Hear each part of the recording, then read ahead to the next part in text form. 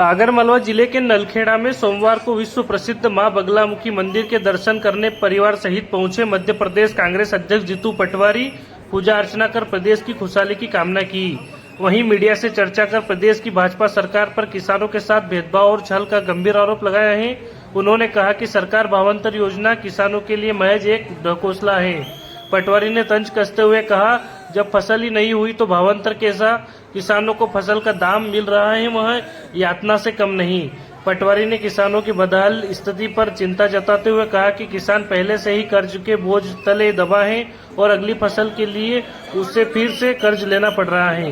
उन्होंने मांग की है कि सरकार किसानों को प्रति बीघा 20,000 रुपए की सहायता दे, वरना किसानों को नहीं लगेगा कि सरकार उनके लिए काम कर रही है।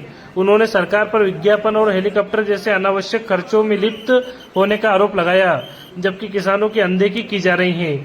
आगर जिले के नलखेड़ा में बगलामुखी मंदिर में परिवार सहित दर्शन के लिए पहुंचे पटवारी ने कहा, माता के दरबार में राजा रंग सब बराबर हैं। सरकार और मुख्यमंत्री भी हमारे हैं, लेकिन उन्हें किसानों की तकलीफ पर ध्यान देना चाहिए। संगठन में चल रही गुटबाजी के सवाल पर उन्होंने जवाब टाल दिया। साथ ही उन्होंने एशिया कप में भारतीय टीम की जीत पर देशवासियों को बधाई दी। साल से मैं और मेरी धर्मपत्नी आते हैं। दोनों नवरात्रा में एक न एक ईश्वर माता जी सद्बुद्धि भी देती है और वो रास्ता भी बनाते हैं कि हम यहाँ आके दर्शन करें।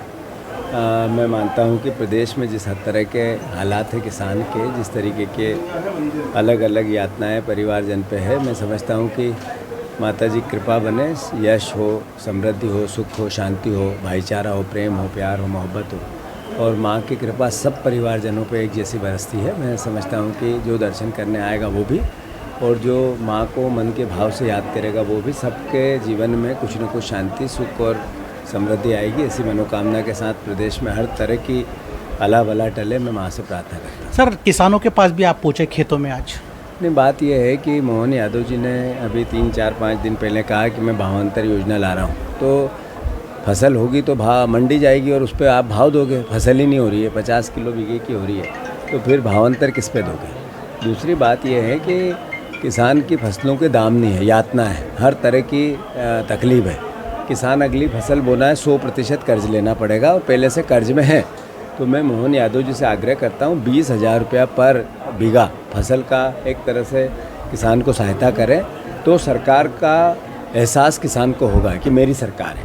अगर आप इस तरीके से नहीं सोचते हैं कि 20,000 रुपये बीघे की सहायता नहीं कर पाएंगे, तो आप विज्ञापन के पैसे हैं आपके पास हर तरह के इवेंट के पैसे हैं, अखबारों के विदेश जाने के पैसे हैं, हवाई जहाज़ खरीदने के पैसे हैं, हेलीकॉप्टर चलाने के पैसे हैं, भ्रष्टाचार करने के पैसे हैं और किसान के पैसे नहीं है, ये नहीं चलेगा।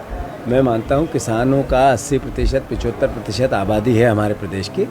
मैं आग्रह फिर से, सरकार भी हमारी है, मुख्यमंत्री भी हमारे हैं, भगवान माता जी उनको भी सद्बुद्धि दे, मैं उनके घर में भी सुख शांति समृद्धि हो। पर किसान को माँ ने ही मुझे यह माँ के दरबार से ये निर्देश दिया है कि ये बोल, मीडिया में बोल और पत्र भी लिख और मिल के भी बात कर कि मोहन यादव जी के पास ताकत है। सरकार के किसानों को 20,000 रुपया पर बीघा मुआवजा एक तरह से सहायता मिलनी चाहिए। तो 2028 की तैयारी किसानों के सहारे ही है मतलब? नहीं, बात ये नहीं 28 ये माँ के दरबार में क्या चुनाव, क्या सत्ता, क्या विपक्ष, क्या पद, यहाँ तो सब राजा से रंग तक सब यही हैं। तो मैं समझता हूँ ये बात अपनी नहीं, ये सरकार भी हमारी है और मुख्यमंत्री है। तमाम बातें आप कर रहे हैं, लेकिन संगठन के अंदर कहीं ना कहीं कुछ गड़बड़ चल रही है, काफ़ी लोग मुखर हो रहे हैं। सर, ताजा जो मामला है, अरुण यादव जी ट्विटर पे बोल साचे दरबार संगठन सब ये सबकी जरूरत है। ये माता जी अरुण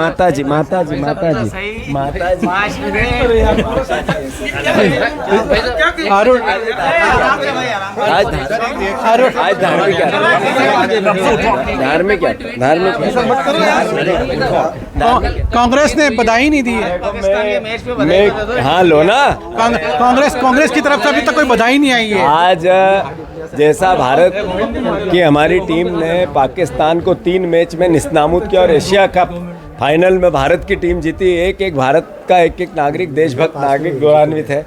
मैं मानता हूं कि जिस तरीके से भारत के हमारे जाबाज सिपाहियों ने पाकिस्तान को धूल चटाई है, भारतवर्ष में एक नागरिक भारत माता की जय के जयकारे कर रहा है।